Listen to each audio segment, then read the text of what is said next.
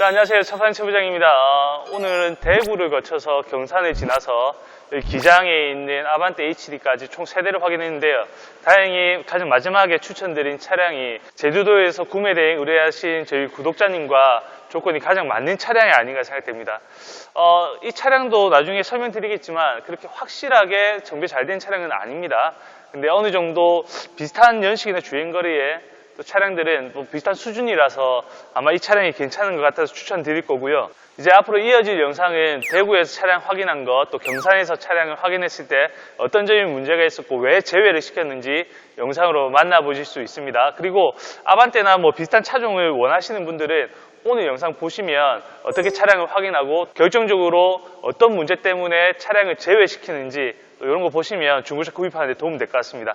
차판채 부장의 아반떼 HD 구매 대행 바로 시작하겠습니다.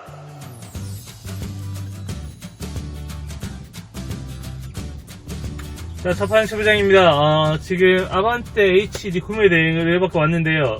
제주도에 계신 구독자님께서 의뢰 신청해 주셨습니다. 그래서 지금 대구에 있는 첫 번째 아반떼 HD를 보러 왔는데 왜 첫 번째라고 말씀드렸냐면 이 차량이 별로 안 좋기 때문입니다. 오기 전에는 올도색 된 것도 알았고 또 다른 차량보다 그러니까 2010년에 8만 킬로 주행한 S16 모델이었고 무사고 판정 받은 차량인데요. 이 차량이 지금 380만 원에 판매 중입니다.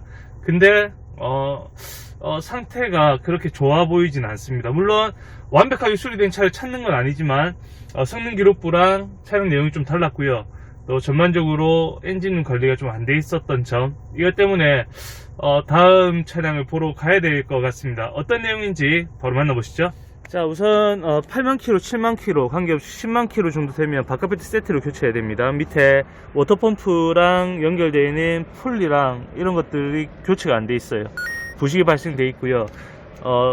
벨트도 기름기가 다 빠져 있습니다. 이런 소모품은 비슷한 연식이나 주행거리 차량들은 대부분 교체가 안 됐기 때문에 남겨두고요.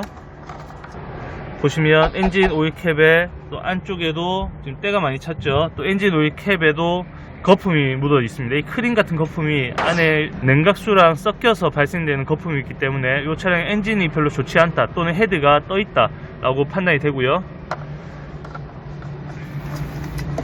자, 사고 부위가 여기 있죠. 보시면 이 휀다를 지지하는 밑에 판인데요. 판 쪽에 사고가 붙어 있고 사고로 인해서 밑에 용접 부위가 떠 있습니다. 제 생각에는 충격이 안쪽까지 갔던 것 같습니다. 그죠? 반대쪽 볼까요? 반대쪽은 충격이 없죠. 반대쪽 휠하우스 쪽인데요. 이쪽 보시면 이렇게 충격이 있습니다. 그렇죠? 안쪽에도 크랙 같은 게 조금씩 있고요. 그래서 전반적으로 지금 운전석 쪽으로 충격이 먹었다 라고 볼 수 있고, 휠 커버도 지금 이렇게 밖에 있습니다. 그래서 이 차량은 제가 생각했을 때는 성능하고 내용이 좀 다르고요. 물론 교체가 안 됐을 수도 있는데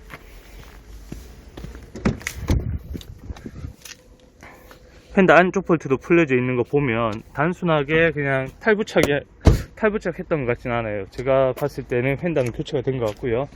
반대쪽 휀다도 볼트 풀림이 있습니다. 그리고 안쪽 볼트 확인해 볼게요.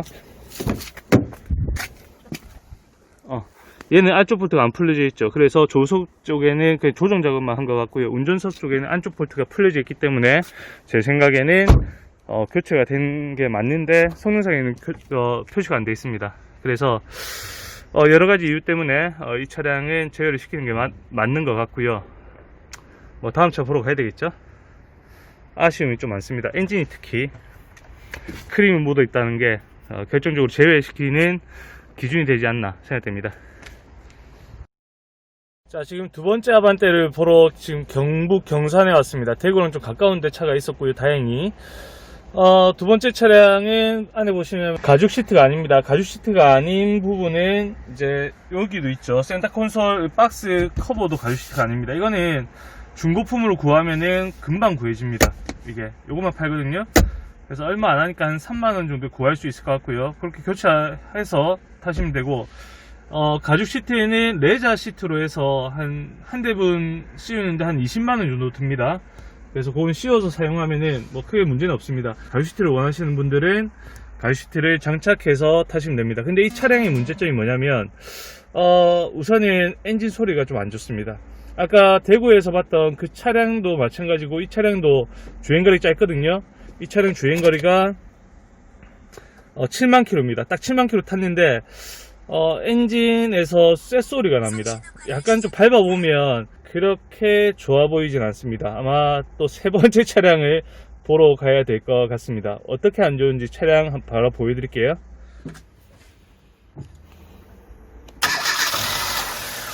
자, 시동 걸었고요. 소리 한번 들어볼게요.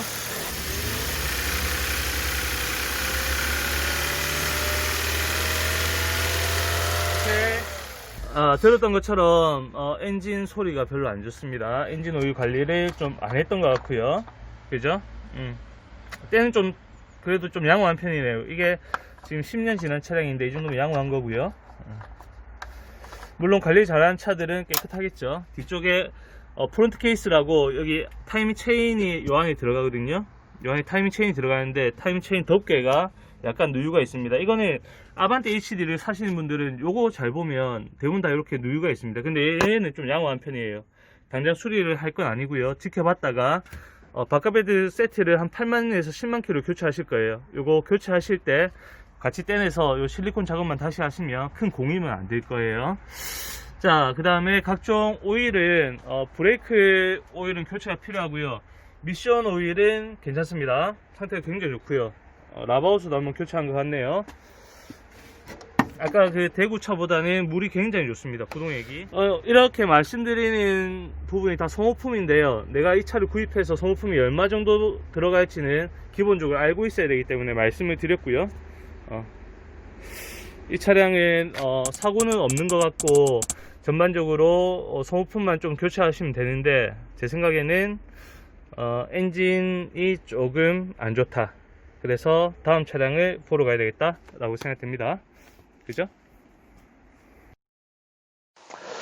자, 저희가 세대째 지금 엔진룸을 열어봤는데요. 아반떼 HD 8만 킬로에서 한 9만 킬로, 10만 킬로대 차량들의 여기 뒤쪽에 프론트 케이스라는 부분에 누유가 있을 수 있습니다. 근데 이 차량은 거의 없죠.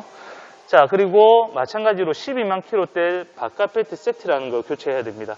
근데 12만 킬로 넘어선 차량들은 대부분 다 교체가 돼 있을 거예요.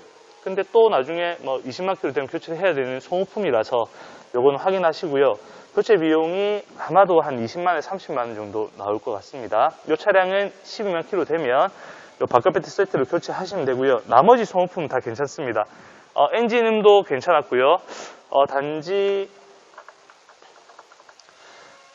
오일캡에 지금 찌꺼기 좀 쌓여있죠. 엔진 오일 관리가 좀 안 돼 있는데 엔진 소리는 좋더라고요. 그래서 구입하시면 아까 앞 타이어 교체를 하시고요. 그 다음에 엔진 오일 한번 교체하시고요.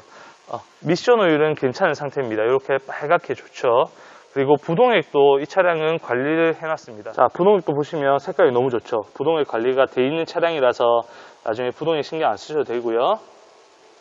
자, 배터리는 2016년 8월에 만들어진 배터리인데요. 이제 한 4년 차 접어드는 배터리네요. 나중에 배터리도 한번 교체를 하셔야 될 것 같고요. 오일은 나중에 12만 킬로 때 바깥 세트 교체하시면서 같이 교체하시면 될 것 같아요. 아까 우리 첫 번째 차량 확인했을 때 이쪽에 떠 있었죠. 또 충격이 먹었던 첫 번째 차량과는 다르게 이 차량 안쪽에 충격이 전혀 없습니다. 교체가 있던 이 휀다도 교체가 있거든요. 지금 볼트가 풀려져 있는데 그 안쪽으로 전혀 충격이 없이 깔끔합니다. 그러니까 바깥에 껍데기만 교체를 했다고 볼 수 있죠. 자, 하체 확인 영상도 있는데요.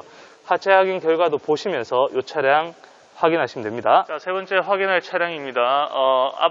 아반떼 HD는 뒤쪽에 원래 약간의 부식이 있습니다. 이게 이 차뿐만 아니라 다른 차들도 확인해 보면 이렇게 약간 버짐처럼 펴 있는데요. 이건 그 정도까지는 심한 건 아니고 양호한 편입니다. 이때 언더 코팅 안 된 모든 아반떼 HD가 거의 다 이 상태입니다. 자, 뒷타이어 상태 좋고요. 뒤에는 뭐 쇼바나 조인트나 부싱이나 이런 건 괜찮은 것 같아요. 자, 앞쪽으로 가볼게요. 자, 앞쪽인데 앞 타이어는 교체를 하셔야 될 것 같습니다. 좀 험하게 타셨기도 하지만 그래도 트레이드가 많이 남지 않았네요. 앞에 브레이크 패드는 교체된 지 얼마 안 됐고요. 쇼바 링크 또 조인트 상태 괜찮습니다.